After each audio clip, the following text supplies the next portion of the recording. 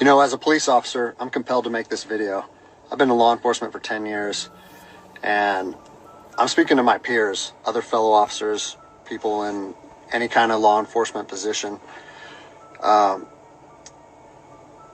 seen officers nationwide enforcing tyrannical orders against the people, and I'm hoping it's the minority of officers, but I'm not sure anymore, because every time I turn on the television, every time I look to the internet, I'm seeing people arrested or cited for going to church, for traveling on the roadways, for going surfing, opening their businesses, going to the park with their families, or doing nails out of their own house, using their own house as a place of business, and having undercover agents go there and arrest them and charge them with what? With a crime? I don't know what crime people are committing by doing nails in their own house, but we're seeing this more and more and more, and we need to start looking at ourselves as officers and thinking, is what I'm doing right? Now, I want to remind you that regardless of where you stand on the coronavirus, we don't have the authority to do those things to people just because a mayor or a governor tells you otherwise. I don't care if it's your sergeant or your chief of police. We don't get to violate people's constitutional rights because somebody in our chain of command tells us otherwise. It's not how this country works. Those are de facto arrests.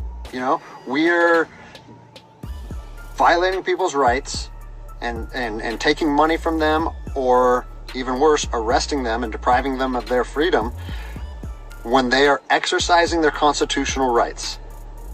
So let's talk about that. Let's read something right here off of the Declaration of Independence. All men are created equal. Among these, we have the right to life, liberty, and the pursuit of happiness. That to secure these rights, governments are instituted among men, deriving their power from the consent of the governed, meaning our power and any government official's power is derived from the people. Okay? We don't hold power over our citizens. It's contradictory to everything that our country stands for. And this is what I'm seeing. First Amendment rights, telling people they can't go to church, freedom of religion. Okay? Telling people they can't protest, freedom of assembly. Fourth Amendment violations, illegal traffic stops to check for papers. What are you, the Gestapo? Is this 1930s Nazi Germany? You don't get to stop people unless you have reasonable suspicion or probable cause that they have committed a crime. And I know people that have personally been stopped saying, we want to see papers showing that you're essential. David 2, copy a phone call. That is not how our job works, okay? What really has been pissing me off lately is the fact that these officers that are going out here and enforcing these tyrannical orders, what they're doing is they're making my job and my safety, or they're putting my job and my safety at risk. Because what you're doing is you're widening the gap between public trust and law enforcement officers. And what that's going to do is it's going to, I mean, look at what's happened to law enforcement in the last 10 years. Less and less public trust, and more often than not, that is a result of isolated incidents that get blown out of proportion. Well, they're not isolated anymore. They're happening every single day. And the thing that I want you guys to realize is that our power that we hold as law enforcement officers is nothing more than a facade. It's a badge and a gun. And people, you don't realize, if you haven't lived in anarchy, if you haven't seen combat, things can be stripped from people in a heartbeat. And that's what I'm afraid of. I'm afraid that these actions are going to wake a sleeping giant, i.e. the American people, okay? They are going to be put in a position where they won't have their rights trampled anymore. And us as law enforcement officers, we'll have our ability to enforce the law stripped from us in about 10 minutes. Okay? I think what is going to happen if this continues is we're going to see bloodshed in the streets. Okay? I don't want to see bloodshed in the streets on either side of this coin. I don't want to see fellow officers get injured or killed, and I certainly don't want to see citizens get injured or killed. And I promise you, most of you out there doing these tyrannical acts against our citizens, you're not ready for combat. You're not mentally or physically ready for combat in the first place. I promise you, you don't want to go through that, and I hope I never have to go through that again. You don't get to just say, well, I'm doing this because I was told to do so, or I'm following orders, or I need to keep this job.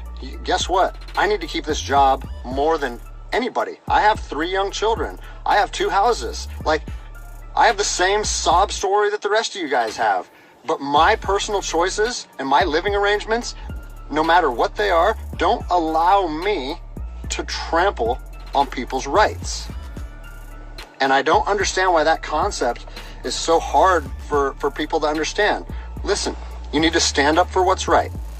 You need to, if you're part of a department or an agency that is asking people or asking their officers or their deputies to impose on people's rights and infringe on their freedoms, you need to step up and say, no, that's not me.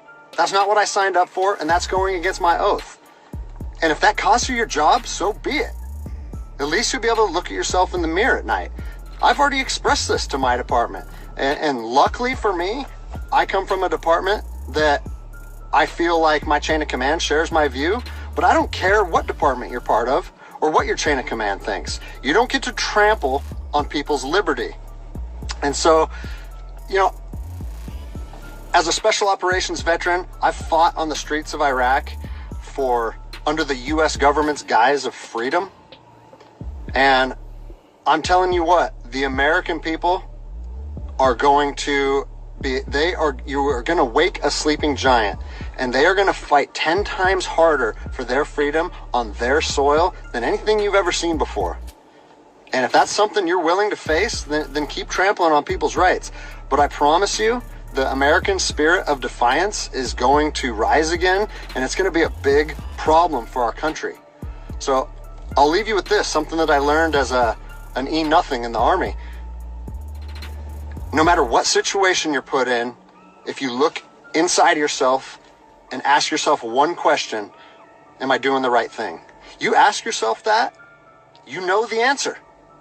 And no amount of money or no order or law or anything should be able to make you go against doing the right thing. So I'm imploring officers to look inside themselves and ask themselves, is this what I want to be doing to my citizens? And I think the answer is clear. And if we all stand up together, guess what?